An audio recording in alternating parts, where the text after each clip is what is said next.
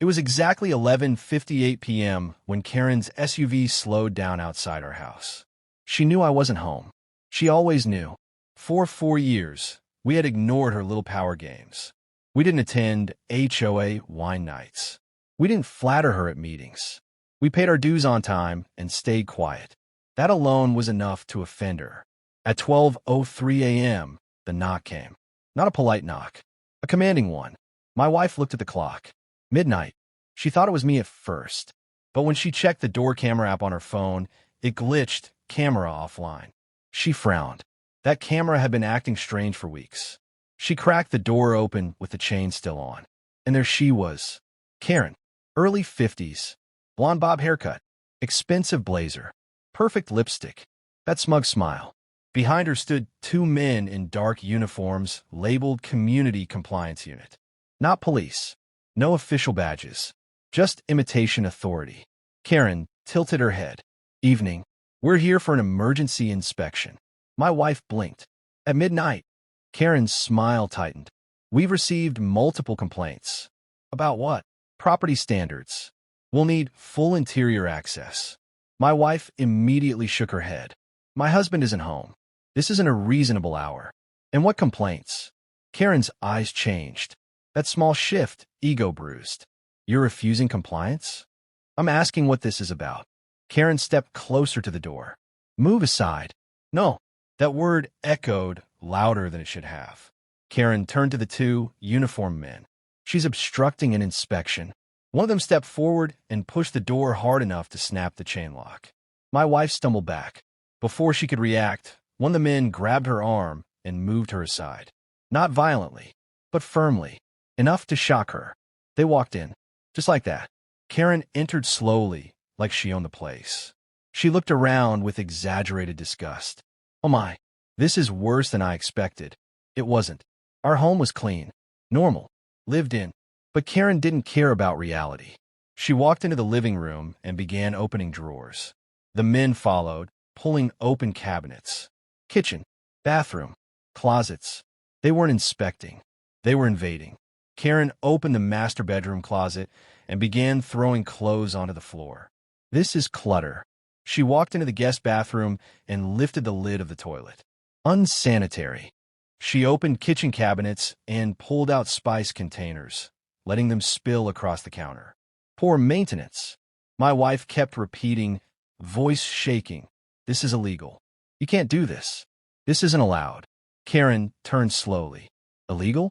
Sweetheart, you don't get to lecture me about illegal. She walked closer. You've ignored HOA community engagement for 4 years. You think you're above the rules. My wife's voice broke. We pay everything on time. We don't cause problems. That's exactly the problem, Karen said coldly. You don't participate. This wasn't about violations. It was about ego. 4 years ago, during a routine inspection, we allowed her inside. She had made small comments about presentation and community spirit. We never played along. We kept our distance. We didn't flatter her. She never forgot that. For 2 hours, they turned our house upside down. Drawers emptied, clothes thrown, bathroom cabinets opened, kitchen items scattered. Karen walked room to room like a queen inspecting servants' quarters. My wife eventually stopped arguing. She stood in the hallway, silent, tears forming, humiliated in her own home. At 1:57 a.m., Karen gathered her folder. Well, she said brightly, I see numerous violations. She smiled, satisfied. You'll receive notice in the morning.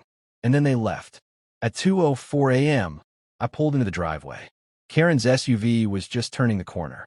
She slowed slightly when she saw me, rolled down her window, smiled. Just a routine inspection, she said casually. You still here? At 2 a.m., she shrugged. Community standards don't sleep. She drove off. I walked inside and froze. Drawers open, clothes everywhere, kitchen a mess, and my wife sitting on the floor, crying. That's when something inside me snapped. Because Karen didn't know something. She hadn't done her homework. She thought I worked a basic corporate job. She thought we were ordinary. She thought we had no leverage. She thought that broken front camera meant no recording. She was wrong. Very wrong. At 8 a.m., The violation notice arrived by email. Subject line: severe non-compliance. Bathroom hygiene issues. Kitchen sanitation concerns. Improper closet storage. Paint irregularities. Fabricated. All of it. I read it twice. Then I smiled. Not because it was funny, because it confirmed everything. She believed she had power, but she had just committed multiple crimes. Impersonation of law enforcement. Forced entry. Harassment. Destruction of property. And she did it confidently because she thought we were harmless. She thought we were weak. She thought we didn't document. But while the door camera was offline, the internal security system wasn't. I don't talk about my work. I don't show it. But I work in federal security operations. Surveillance is my field. Redundancy is basic practice. The hallway smoke detector? Camera. The living room air vent? Camera. The backup unit? Battery powered. Hidden. Encrypted cloud storage. For 2 hours, everything was recorded. Every word. Every drawer thrown. Every insult.